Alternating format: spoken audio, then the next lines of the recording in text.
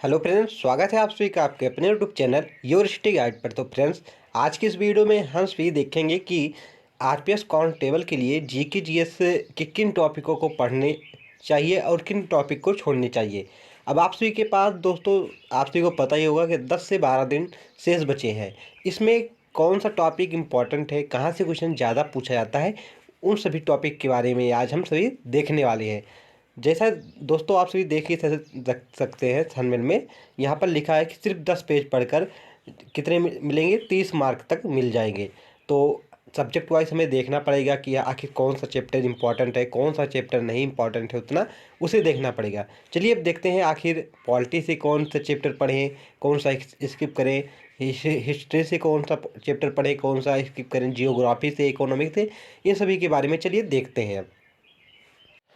तो पहले बात कर लेते हैं फ्रेंड्स, पॉलिटी में आखिर कौन कौन सा चैप्टर इंपॉर्टेंट है, कौन सा टॉपिक पढ़ें कि हमें अच्छे से अच्छे मार्क मिल जाएं पॉलिटी में।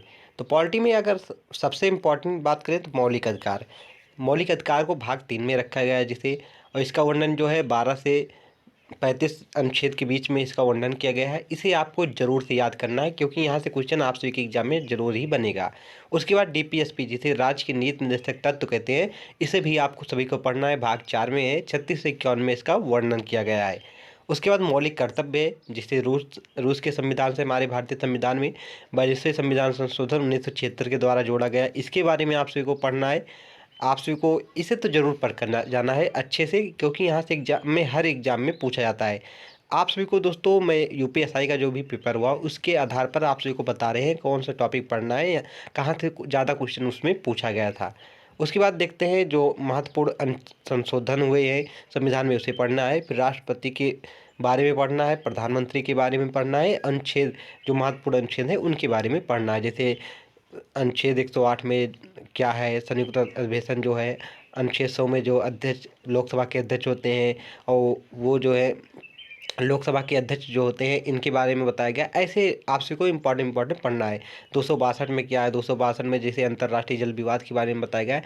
इन सभी टॉपिकों को आप सभी को पढ़ना है पॉलिटी में एक बार फिर से देख लेगा कौन सा है। मौलिक अधिकार के बारे में पढ़ लें, राज्य के नीति निर्देशक तत्व हो गया, मौलिक कर्तव्य हो गया, महत्वपूर्ण संशोधन हो गया, राष्ट्रपति होगा, प्रधानमंत्री होगा, महत्वपूर्ण जो है अनुच्छेद, इसे पढ़ना है बस। इससे बाहर नहीं जाने वाला है, इसे आप जरूर पढ़ लीजिएगा इतना। उसके बाद देखते हैं इकोनॉमिक्स। यहाँ से दोस्तों आप सभी के एग्जाम में 3 से 4 नंबर का क्वेश्चन पूछा ही जाएगा इकोनॉमिक्स से। तो कौन कौन से टॉपिक इंपॉर्टेंट है इसे आप देख लें। पंचवर्षीय योजना के बारे में आप पढ़ लीजिएगा। जैसे पहली पंचवर्षीय योजना 1951 से 1956 तक चली थी, किसके मॉडल पर आधारित थे, हैरो डॉमन के मॉडल पर आधारित थे, इसे कृषि योजना कहते हैं। इन सभी के बारे में आप सभी को पढ़ना है। उसके बाद बात कर लें कि जनगणना के बारे में आप सभी को पढ़ना है, आरबीआई के बारे में पढ़ना है, हरित क्रांति के बारे में पढ़ना है। इतना आप सभी को पढ़ना है। पंचवर्षीय योजना, जनगणना, आरबीआई और हरित क्रांति, इकोनॉमिक्स में इतना ही पढ़ना है। उसके बाद देखते हैं जियोग्राफी में कौन सा टॉपिक इंपॉर्टेंट है, इसे आप देख लें। जियोग्राफी में जैसा भारत की भौतिक स्थिति जो है, जैसे भारत का क्षेत्रफल कितना हो गया, भारत में कितने % वन पाए जाते हैं, भारत के पड़ोसी राज्य कौन कौन से हैं, इन सभी के बारे में आप सभी को पढ़ना है। उसके बाद देखते हैं भारत के पर जो हिमालय पर्वत है, जैसे काराकोरम श्रेणी हो गई, ये इसके बारे में, लद्दाख श्रेणी क्या है, इसके बारे में आप सभी को पढ़ना है।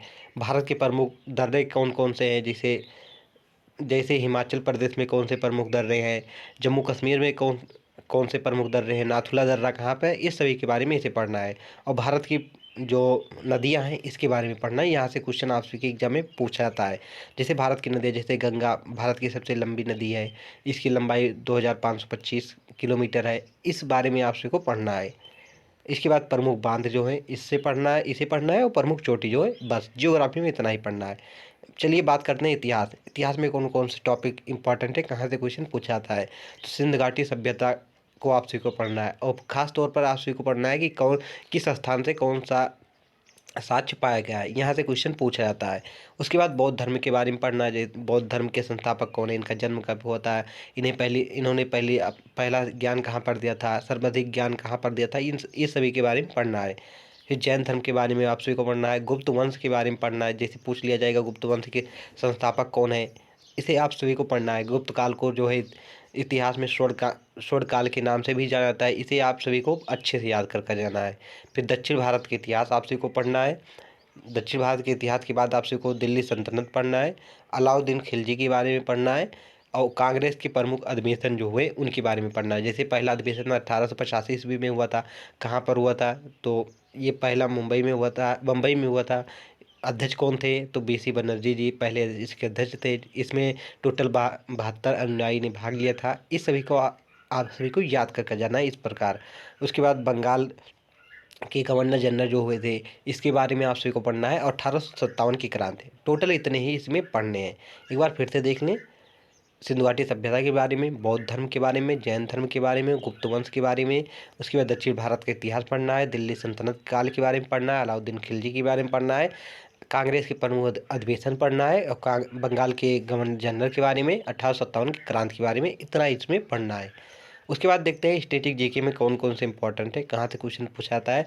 शास्त्रीय नृत्य से क्वेश्चन पूछा जाता है, त्यौहार उत्सव से पूछा जाता है, लोक नृत्य से पूछा जाता है, खेल से पूछा जाता है और जो प्रमुख बुक हैं और उसके लेखक हैं इससे क्वेश्चन पूछा जाता है। तो फ्रेंड्स, अगर आप सभी इतने टॉपिक पढ़ लेते हैं तो आप सभी के जो है 30 से 35 मार्क तो फिक्स है, इससे बाहर नहीं जाने वाला है। तो फ्रेंड्स, अगर आप सभी को जितने चैप्टर मैंने बताया है इसका आप सभी को अगर वीडियो चाहिए तो उसको भी कमेंट बॉक्स में बताइएगा। आप सभी को यह वीडियो कैसा लगा यह भी कमेंट बॉक्स में बताएं। अगर वीडियो पसंद आए तो चैनल को सब्सक्राइब करें, वीडियो को लाइक करें तथा अपने फ्रेंड के पास शेयर करें ताकि आपका अपना चैनल और आगे ग्रो कर सके। Thank for watching this video.